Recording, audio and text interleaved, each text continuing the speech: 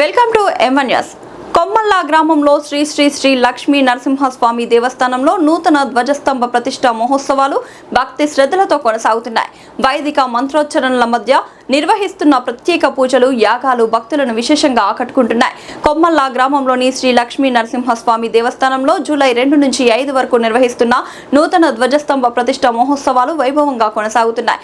మహోత్సవాల్లో భాగంగా శుక్రవారం ఉదయం యాగశాలలో అగ్ని ప్రతిష్ఠ అనంతరం ధ్వజస్తంభానికి పంచగా వ్యాధి వ్యాసం నిర్వహించారు.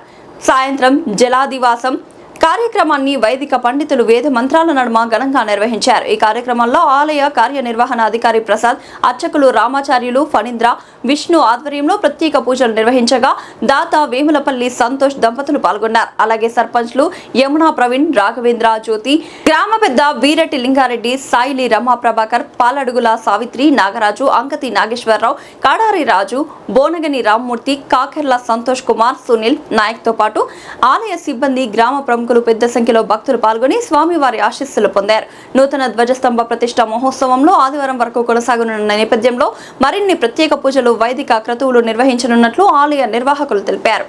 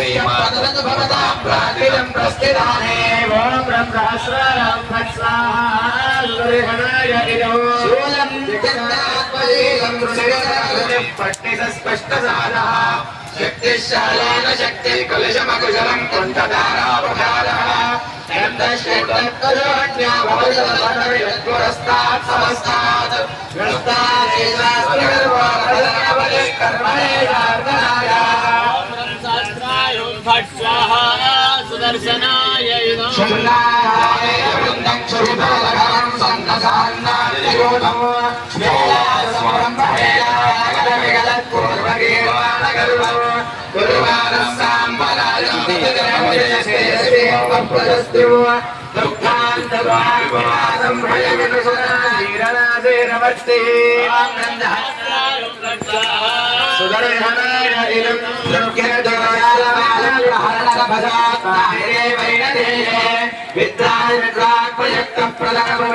वर्तमानेन भद्रा विरचित्य प्रत्यनेकं निरवधिगजरद्धास्तिकाश्रीयरक्षम मध्यं विश्वस्य दाश्वान् प्रदयत भवतो येदेन्द्रानुजस्य